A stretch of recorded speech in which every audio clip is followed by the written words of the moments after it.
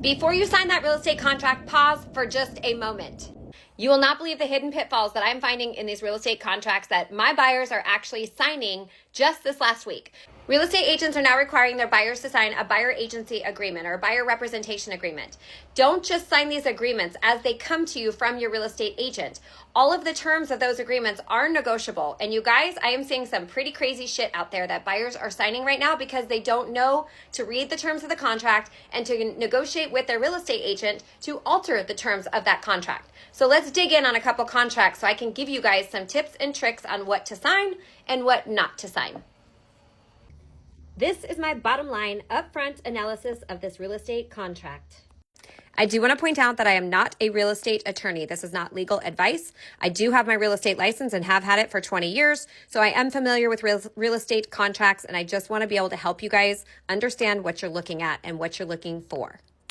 Overall, I don't hate this contract, but I also don't love it because it has no cancellation clause. There's no way for you to cancel this 12-month term if you're not happy with your real estate agent, if they're not communicating well with you, if they are not following through and representing you and finding properties and you don't feel like they're putting the time and the effort into working with you.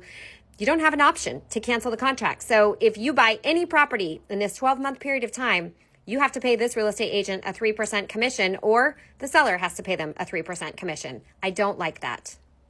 My advice would be that you write a contract for a term of maybe 30 days to start so that you can have a period of getting to know your real estate agent and see if they're the best fit for you to work with in finding your new home.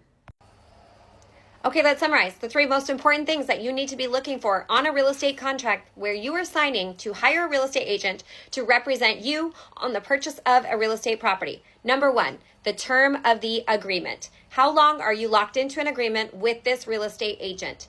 If it's a 12-month term like the contract we just looked at, is there a termination clause, a cancellation clause, a rescission clause, some sort of exit strategy for you to get out of that contract?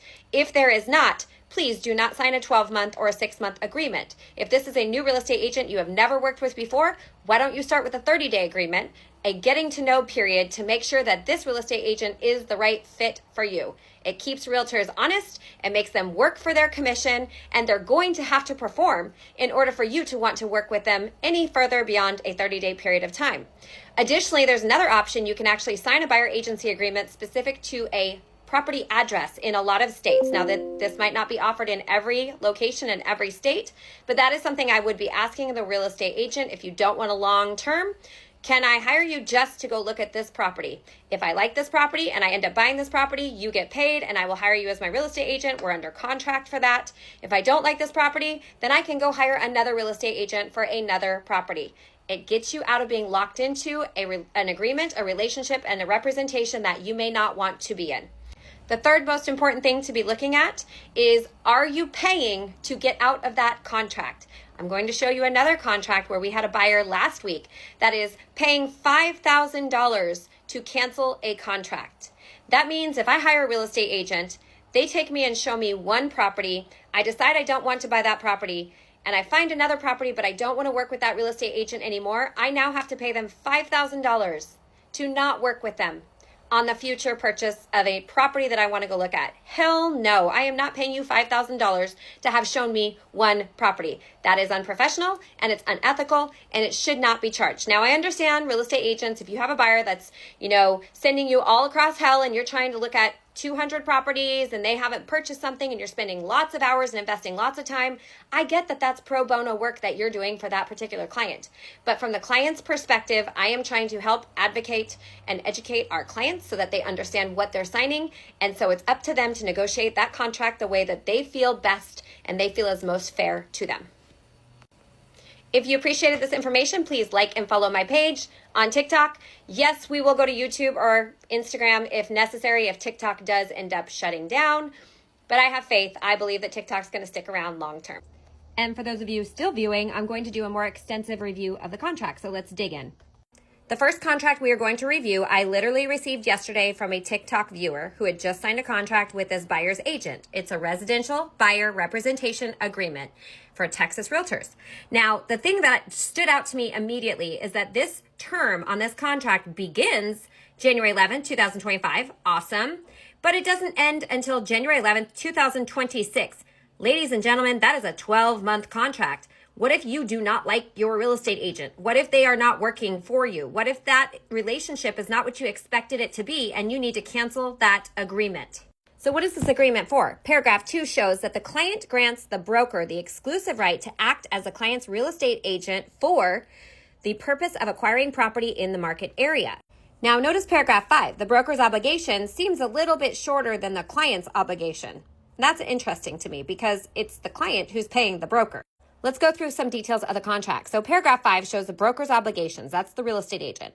The broker will A, use the broker's best efforts to assist the client in acquiring the property in the market area. B, assist the client in negotiating the acquisition of the property in the market area. And C, they will comply with other provisions of this agreement. Now let's review the client's obligations. The client will A, work exclusively through a broker in acquiring a property in the market area and negotiate the acquisition of the property in the market area only through the broker. And then B, inform other brokers, salespersons, sellers, and landlords with whom the client may have contact that the broker exclusively represents the client for the purpose of acquiring property in the market area and refer all such persons to the broker. And C, comply with other provisions of this agreement.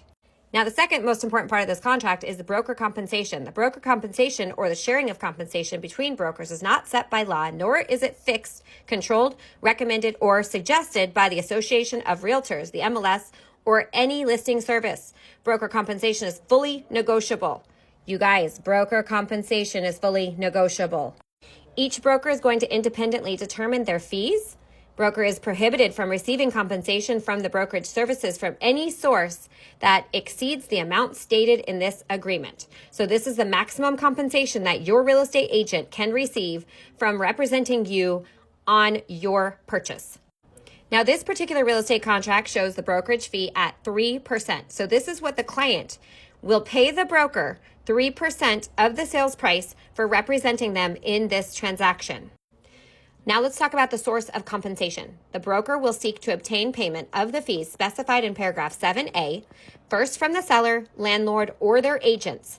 If such persons refuse or fail to pay broker, the amount specified, client will pay broker the amount specified less any amounts broker receives from such persons.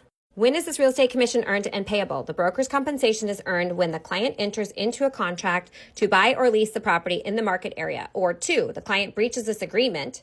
The broker's compensation is payable either during the term of this agreement or after it ends upon the earlier of 1, the closing of this transaction to acquire the property, 2, the client's breach of a contract to buy or lease a property in the market area, or 3, the client's breach of this agreement.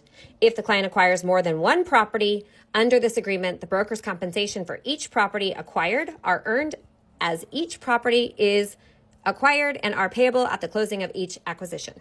Now, there's a few more pages with definitions and extra legalese in the contract that doesn't really say a whole lot, so I'm not going to go into that in detail. We pretty much covered the basics and the most important parts of the contract that you should be paying attention to. There's also a notice here at the bottom regarding bonuses, whereas the broker can be paid an additional bonus by the seller, the landlord, or their agent if they so choose to do so.